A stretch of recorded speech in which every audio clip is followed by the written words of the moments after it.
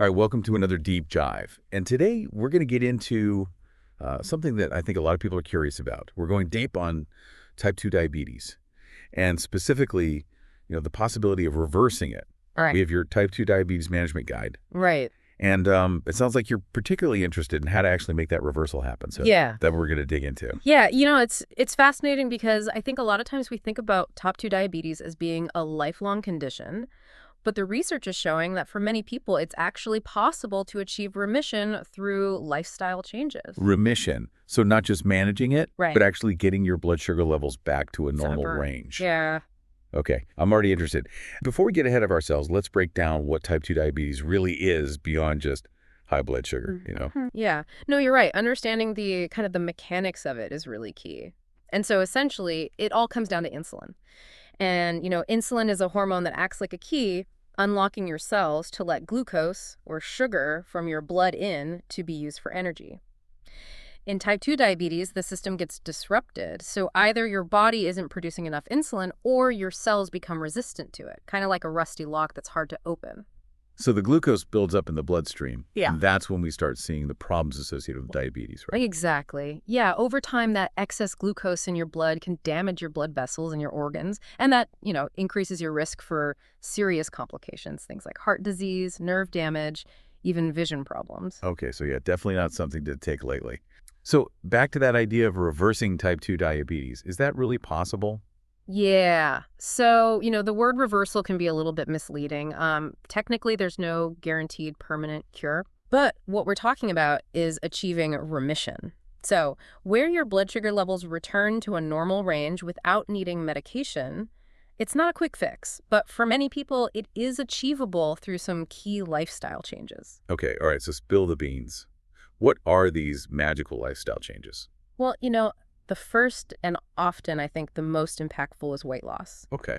And you might be surprised to learn that losing even a small amount of weight, say 5-7% of your body weight, can actually significantly improve your body's sensitivity to insulin. Really? So even baby steps can make a difference? It really can, yeah. And there's been some interesting research on medically supervised, very low-calorie diets, where some people actually have achieved remission. Of course, any drastic diet changes should always be done under the guidance of a healthcare professional. The safety first, for sure.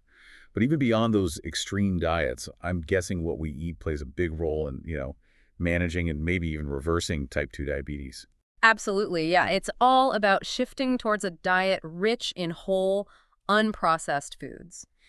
Load up on those colorful vegetables, lean proteins like fish and chicken, and healthy fats from sources like avocado and nuts. So it's like hitting the reset button on our plates and focusing on real whole foods. Yeah, exactly. And on the flip side, try to cut back on refined carbohydrates. So things like white bread and pasta, sugary drinks, and those sneaky trans fats that are often hiding in processed foods. You might also want to explore the concept of the glycemic index, or GI, which ranks foods based on how quickly they raise your blood sugar. GI, okay, I'm intrigued. Tell me more. Yeah, so think of it like this. Low GI foods cause a slow and steady rise in blood sugar, while high GI foods send your blood sugar soaring, like a roller coaster. Okay. So by choosing more low GI foods, you can help keep your blood sugar levels more stable. So it's not just about what we eat, but also about how those foods impact our blood sugar. Exactly, yeah. What are some examples of low GI foods? Well, that's where it gets really interesting because it's not always intuitive. Like you might think all fruits are off limits because they contain sugar, but berries, citrus fruits, and apples are actually all low GI choices. Oh, okay. And even some starchy vegetables like sweet potatoes have a lower GI than white potatoes. Wow, I'm already learning so much. So we've got weight loss and a balanced diet, but I'm guessing exercise is also key here. You're absolutely right. Physical activity, both aerobic exercise like brisk walking or cycling and strength training, can work wonders for improving insulin sensitivity and helping your body utilize glucose more effectively. So it's like giving our cells a workout too. Exactly. Think of it as training your body to become more efficient at using glucose. All right, I'm lacing up my sneakers as we speak. But even if I'm hitting the gym and eating all the right foods, what if I'm still not seeing that complete remission? Yeah, so that's where understanding how to manage type 2 diabetes effectively becomes crucial. Even if you haven't reached remission yet, there are definitely steps you can take to keep your blood sugar in a healthy range. Okay, so what does that look like? The great place to start is by building a strong healthcare team to guide and support you. So who are the MVPs on this diabetes management team? Well, first, you'll want a primary care doctor or endocrinologist who specializes in hormonal conditions like diabetes. Then, a registered dietitian can help you create a personalized meal plan that fits your lifestyle and preferences. And a certified diabetes educator can teach you the ins and outs of managing your blood sugar, from monitoring techniques to understanding medication. It's like having your own personal pit crew for diabetes management. That's a great analogy. And together, you'll create a self-care plan that's tailored to your unique needs. So what are the key components of this self-care plan? Well, regular blood sugar monitoring is crucial. This allows you to understand how your body responds to different foods, exercise, even stress levels. You can use a glucose meter for spot checks or a continuous glucose monitor for real-time insights. So it's like becoming a detective for your own blood sugar patterns. Exactly. And once you have that knowledge, you can make more informed choices about your diet. We've already touched on the importance of a balanced diet, but let's break down what that actually looks like for someone managing type 2 diabetes. Okay, let's get into the nitty-gritty of meal planning. What are the golden rules for keeping blood sugar in check? Okay, so let's start with carbohydrates. Remember, they have the biggest impact on your blood sugar. Choose complex carbs like those found in whole grains, legumes, and non-starchy vegetables over refined carbs like white bread and sugary treats. So it's all about making smart carb choices. Precisely. And a good starting point is aiming for around 45 to 60 grams of carbs per meal. But this can vary depending on your individual needs and what your doctor recommends. Got it. Carbs are in check. What about protein? Where does that fit into the diabetic diet? So protein is your secret weapon for blood sugar stability. It slows down the absorption of sugar into your bloodstream, preventing those rapid spikes. Plus, it keeps you feeling full and satisfied, which can help with those pesky cravings. So what are the best sources of protein for someone with type 2 diabetes? Lean meats, like chicken and turkey, are great choices, as is fish. Fatty fish like salmon and mackerel are especially beneficial because they're packed with heart-healthy omega-3 fatty acids. So I'm picturing grilled chicken breasts, baked salmon fillet, all those kinds of meals. Exactly. And don't forget about plant-based proteins like tofu, tempeh, beans, and lentils. They're fantastic options too. It looks like we've got a lot of delicious variety on the menu. Now let's talk about fats. Are all fats off limits when you're managing blood sugar? Not at all. Healthy fats are actually an important part of a balanced diet, even for people with diabetes. They help you feel full, and they can support heart health. The key is choosing the right types of fats. Okay, so which fats get the thumbs up and which ones should we be avoiding? Unsaturated fats, the kind found in olive oil, avocados, nuts, and seeds, are your go-to choices. Limit saturated fats found in fatty meats and full-fat dairy products.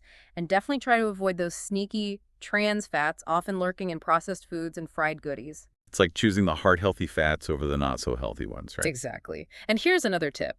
Don't underestimate the power of fiber. Fiber is a type of carbohydrate that your body can't digest, but it plays a crucial role in slowing down glucose absorption and preventing those blood sugar roller coasters. So fiber is like our blood sugar's best friend. You could say that. Aim for at least 25 to 30 grams of fiber per day. Load up on vegetables, fruits with the skin on, whole grains, and legumes. Fiber check. Now, I know portion control can be a challenge, especially when it comes to those delicious carbs. Any tips on how to manage portions effectively? One simple but effective strategy is the plate method. Imagine dividing your plate into quarters. Half of your plate should be filled with non-starchy vegetables, 1/4 with lean protein, and the remaining quarter with your carb choice. I like that. It's a visual way to make sure you're getting the right balance. Exactly. And another helpful tip is to use your hand as a guide. A serving of protein should be about the size of your palm, a serving of carbs about the size of your fist, and a serving of healthy fats about the size of your thumb. That's a handy trick. Now, we've been talking a lot about food, but what about drinks? Is staying hydrated important for blood sugar management too? Absolutely. Staying well hydrated is crucial for overall health and can also help regulate blood sugar levels. Aim to drink plenty of water throughout the day, about 8 to 10 glasses. Water, it's the elixir of life, and apparently it's good for our blood sugar too. So we've covered blood sugar monitoring, a balanced diet, portion control, and hydration. What's next on our self-care checklist? Well, you can't talk about diabetes management without talking about exercise. We mentioned its benefits earlier, but let's dive a bit deeper into how exercise specifically impacts blood sugar control. All right, bring on the science. How does exercise work its magic on blood sugar? So, when you exercise, your muscles use glucose for energy, which directly lowers your blood sugar levels. But here's the really interesting part. Regular physical activity also improves your body's sensitivity to insulin, making it more effective at its job. So it's a double whammy, using up glucose and boosting insulin's power. Exactly. And beyond its blood sugar benefits, exercise is also a powerhouse for heart health, weight management, and overall well-being. Okay, so we know exercise is good for us, but what kind of exercise is best for someone managing type 2 diabetes? There are a few key types to focus on. First, we have aerobic or cardio exercises, which get your heart rate up and improve cardiovascular health. Think brisk walking, jogging, cycling, swimming, dancing, anything that gets you moving and breathing a bit harder. So those activities that get the blood pumping. Exactly. Aim for at least 150 minutes of moderate intensity aerobic exercise per minute, spread out over several days. All right, 150 minutes noted. What about those other types of exercise? Strength training is another important component. It helps build muscle mass, and muscle tissue is actually more efficient at using glucose than fat tissue. So the more muscle we have, the better our bodies can handle that sugar. You got it. Aim for strength training exercises that target all the major muscle groups 2 to 3 times per week. And what about things like yoga or stretching? Do those count as exercise too? Absolutely. Activities that improve flexibility and balance are important for overall health and can be incorporated into your exercise routine. So we've got our cardio, our strength training, and our flexibility exercises, a well-rounded plan. Now, for someone who's just starting out with exercise, do you have any tips on how to get started safely and effectively? Yeah, so first, it's always a good idea to talk to your doctor before starting any new exercise program, especially if you have any underlying health conditions. Okay. Once you get the green light, start slowly and gradually increase the intensity and duration of your workouts. So no need to go from couch potato to marathon runner overnight. Exactly. Listen to your body and don't push yourself too hard too soon. And remember, consistency is key. It's better to exercise for shorter periods more frequently than to have one long, strenuous workout and then nothing for the rest of the week. Small, consistent steps, got it. Now, let's talk about medication for a moment. I know some people with type 2 diabetes need to take medication to manage their blood sugar levels. What's important for them to know? The most important thing is to take any prescribed medications exactly as directed by your doctor. Don't skip doses or adjust your dosage without consulting your healthcare provider. So following the doctor's orders is paramount. Absolutely. It's also important to understand how your medications work and any potential side effects. Some medications can increase the risk of low blood sugar, so it's crucial to be aware of the symptoms and how to treat it. So knowledge is power when it comes to medication management.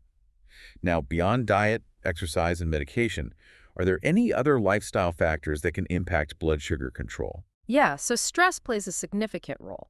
When you're stressed, your body releases hormones like cortisol, which can raise your blood sugar levels. So stress can actually sabotage our blood sugar balance. It definitely can. And if you're chronically stressed, those elevated blood sugar levels can become a real problem. That's not good.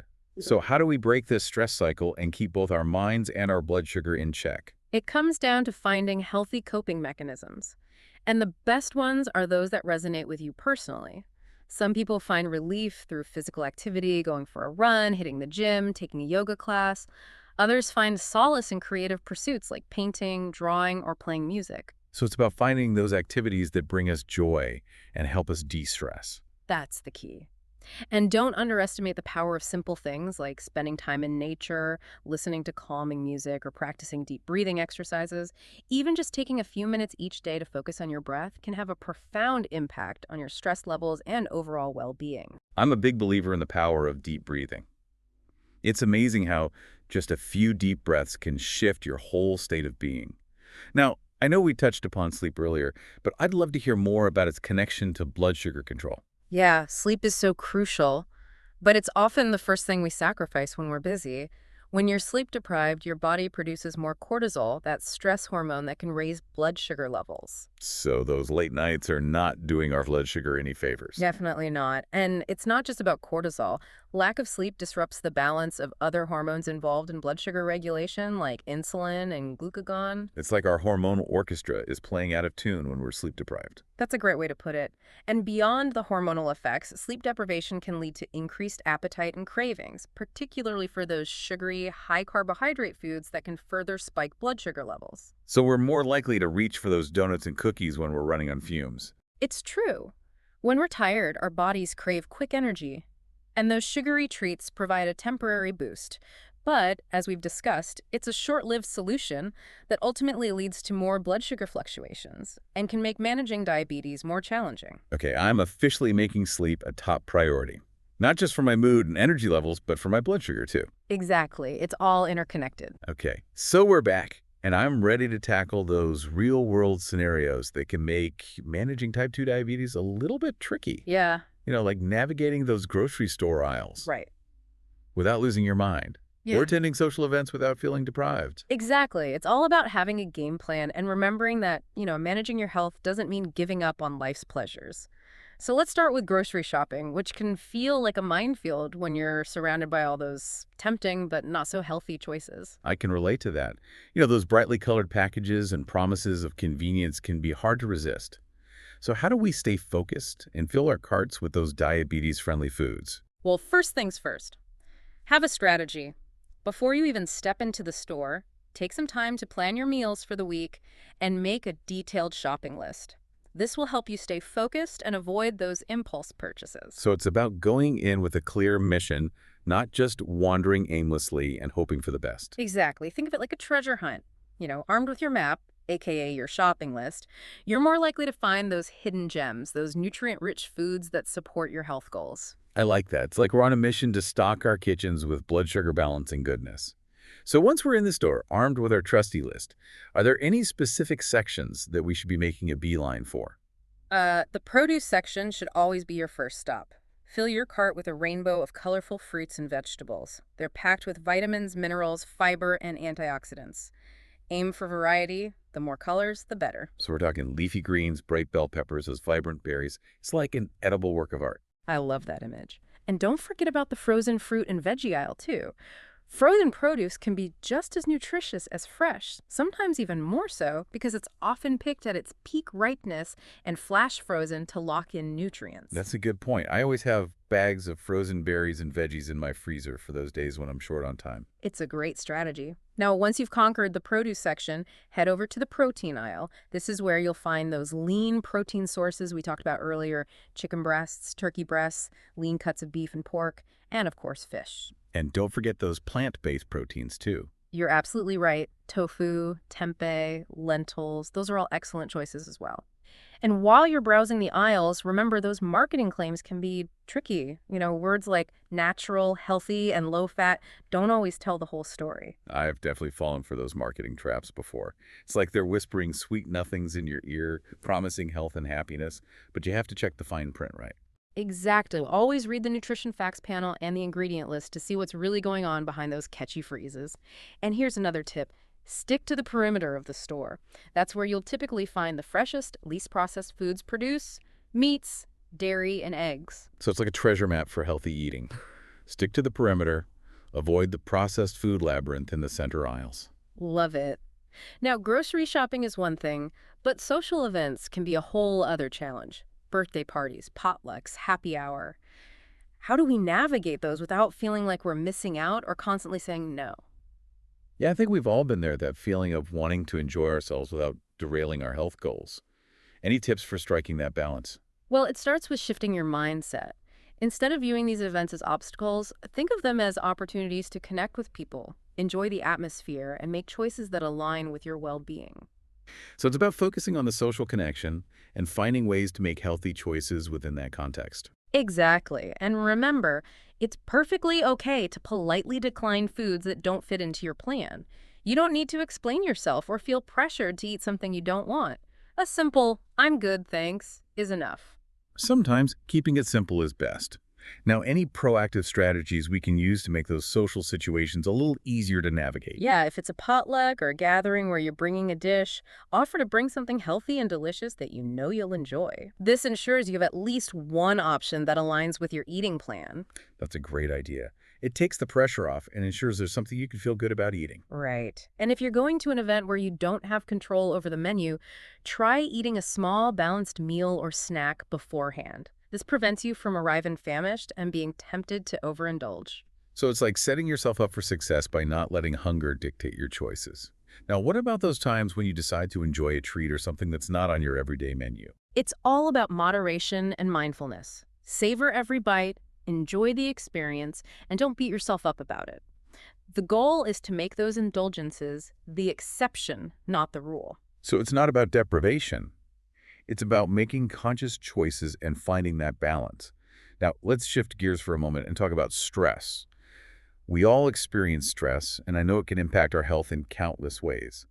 But how does stress specifically affect blood sugar levels? Stress is a major player in the diabetes equation. When we're stressed, our bodies release hormones, particularly cortisol, that can temporarily increase blood sugar levels. So our bodies basically go into fight or flight mode, even if the stressor is just a traffic jam or a looming deadline, and that can mess with our blood sugar. Exactly. And if we're constantly under stress, those elevated blood sugar levels can become a chronic problem. Definitely not what we want. So Mhm. how do we break this stress cycle and keep both our minds and our blood sugar in check? Well, it comes down to finding healthy coping mechanisms, and the best ones are those that resonate with you personally. Some people find relief through physical activity, going for a run, hitting the gym, taking a yoga class. Others find solace in creative pursuits like painting, drawing, or playing music. So it's about finding those activities that bring us joy and help us de-stress. That's the key. And don't underestimate the power of simple things like spending time in nature, listening to calming music, or practicing deep breathing exercises. Even just taking a few minutes each day to focus on your breath can have a profound impact on your stress levels and overall well-being. I'm a big believer in the power of deep breathing. It's amazing how just a few deep breaths can shift your whole state of being. Now, I know we touched upon sleep earlier, but I'd love to delve a bit deeper into its connection to blood sugar control. Why is sleep so important for managing type 2 diabetes? Sleep is so crucial, but it's often the first thing we sacrifice when we're busy. When you're sleep deprived, your body produces more cortisol, that stress hormone that can raise blood sugar levels. So those late nights are not doing our blood sugar any favors. Definitely not. And it's not just about cortisol. The lack of sleep disrupts the balance of other hormones involved in blood sugar regulation, like insulin and glucagon. It's like our hormonal orchestra is playing out of tune when we're sleep deprived. That's a great way to put it. And beyond the hormonal effects, sleep deprivation can lead to increased appetite and cravings, particularly for those sugary high carbohydrate foods that can further spike blood sugar levels. So we're more likely to reach for those donuts and cookies when we're running on fumes. It's true. When we're tired, our bodies crave quick energy, and those sugary treats provide a temporary boost. But as we've discussed, it's a short-lived solution that ultimately leads to more blood sugar fluctuations and can make managing diabetes more challenging. Okay, I'm officially making sleep a top priority. Not just for my mood and energy levels, but for my blood sugar too. Exactly. It's Yeah. all interconnected. Now, speaking of interconnectedness, let's talk about another important aspect of diabetes management, emotional well-being. Oh, I'm intrigued. How does our emotional state play a role in managing type 2 diabetes?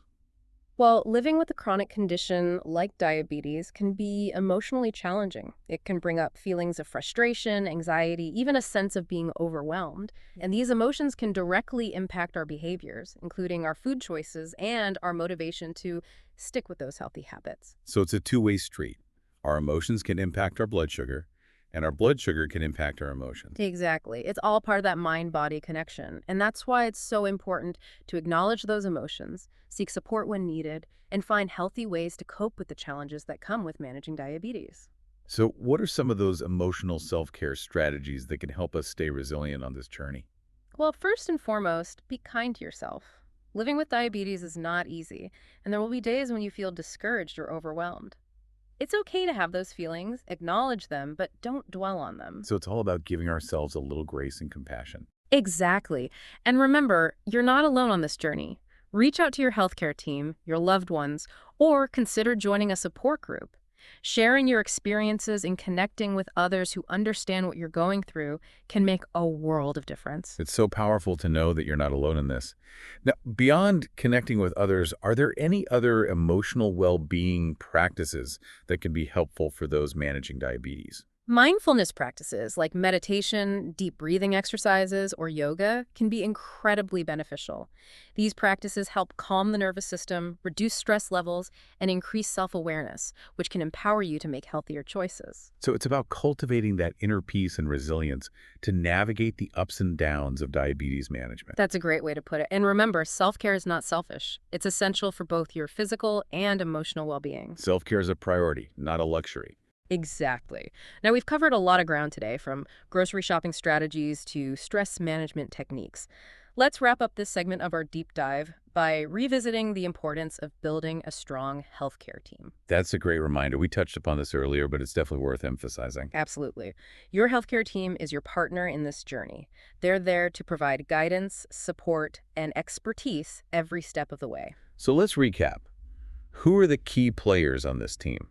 As we discussed, your primary care doctor or endocrinologist will be your main point of contact for medical management. So they're the ones who monitor your blood sugar levels, prescribe medications if needed, and make sure you're on track with your overall health goals. Exactly. Then, a registered dietitian can be an incredible resource. They can work with you to create a personalized meal plan that fits your individual needs, preferences, and lifestyle. It's like having a personal nutrition coach in your corner. And don't forget about a certified diabetes educator. They can teach you all the practical skills you need to manage your diabetes effectively. Things like blood sugar monitoring, understanding how different foods affect your blood sugar, and how to handle tricky situations like eating out or traveling. It's like having a toolkit of diabetes management skills at your fingertips. And beyond those core members of your healthcare team, there may be other specialists you can tap into depending on your needs.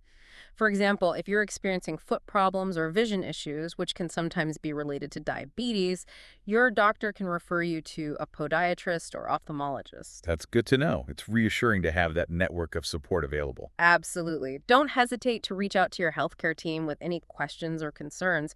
They're there to help you navigate this journey and live your best, healthiest life. This has been such an insightful conversation, and I feel like we've covered so much valuable ground today. But before we wrap up our deep dive into type 2 diabetes, I'm curious to explore what the future holds for diabetes care. New treatments, technologies, maybe even a cure. What's on the horizon?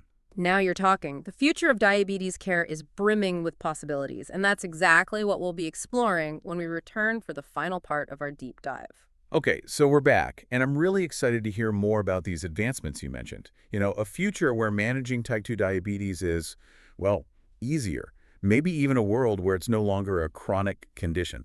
Tell me we're getting closer to that. Well, a cure might still be a ways off, but the future of diabetes care is definitely looking brighter than ever before. There have been some incredible breakthroughs in research and technology that are really changing the game for people living with type 2. Okay, I'm all ears. So where do we even begin with all this progress? Let's start with that idea of remission, which we touched on earlier. Getting those blood sugar levels back to normal without needing medication. It's a goal that's becoming more attainable for many people with type 2, especially those who are newly diagnosed. So early intervention is key. Catching it early and making those lifestyle changes right away can make a big difference. Absolutely. And even for those who have been living with type 2 for a while, research suggests that significant lifestyle changes combined with the right treatment can still lead to remission. It's about taking a proactive approach and working closely with your healthcare team. That's empowering to hear. It's not just about managing the condition, it's about potentially putting it into reverse. Now, what about those new treatment options you mentioned? What's on the horizon in the world of diabetes care? This is where it gets really interesting. We're seeing the development of medications that not only help control blood sugar, but also offer additional benefits like weight loss and protection against heart and kidney complications. Oh, wow. So these medications are like multitaskers, tackling several aspects of diabetes at once. Exactly. They're not just about managing symptoms, they're about addressing the underlying causes and reducing the risk of long-term complications. That's a game changer for sure. But I'm curious about technology's role in all of this. What innovations are making diabetes management easier and more effective? Oh, technology is revolutionizing the way we manage diabetes. Continuous glucose monitors, or CGMs, are becoming increasingly sophisticated and more widely available. These devices provide real-time blood sugar readings without those painful finger pricks. No more pricking your fingers multiple times a day. That's a dream come true for a lot of people. I know, right? It's such a relief. And some CGMs can even be linked to insulin pumps, creating a closed-loop system. So imagine this. The CGM constantly monitors your blood sugar, and the insulin pump automatically adjusts your insulin dosage based on those readings. Wow. That's like having an autopilot for blood sugar management. It's pretty incredible. And those are just a few examples. We're also seeing advancements in artificial pancreas systems, which are essentially fully automated systems that mimic the function of a healthy pancreas, constantly monitoring and adjusting insulin levels. It sounds like science fiction is becoming reality. It really is. And, research into stem cell therapy is also showing promise for potentially regenerating those insulin-producing cells in the pancreas. That could be a true game changer in the treatment of type 2 diabetes. This is all so incredibly exciting. It sounds like there's so much hope and possibility for people living with diabetes. There is, but it's important to remember that while these advancements are groundbreaking, they're not a replacement for those foundational healthy habits. Those lifestyle changes we discussed? A balanced diet, regular exercise, stress management, and quality sleep. They're still the cornerstones of effective diabetes management. So it's not an either situation. It's about integrating these new technologies and treatments with those healthy lifestyle habits. Exactly. They work together synergistically to really optimize your health and well-being. It's about taking a holistic approach and empowering yourself to be an active participant in your health care. I love that. It's about taking control and not letting diabetes control you. You got it. And don't forget, knowledge is power. The more you understand about your condition, the more equipped you'll be to make informed decisions and advocate for your health. Well, this deep dive has certainly provided us with a wealth of knowledge. We've explored the science of diabetes, those practical strategies for managing it, and even those exciting advancements that are shaping the future of diabetes care. It's been an incredibly insightful journey. It really has. And I hope our listener feels empowered to take charge of their health and really embrace those possibilities. I think that's the perfect note to end on. Remember, while living with type 2 diabetes can be challenging, it doesn't have to define you. By making those healthy choices, working closely with your healthcare team, and staying informed about the latest advancements, you can live a full, vibrant, and fulfilling life. Couldn't have said it better myself. It's been a pleasure. And until next time, keep diving deep.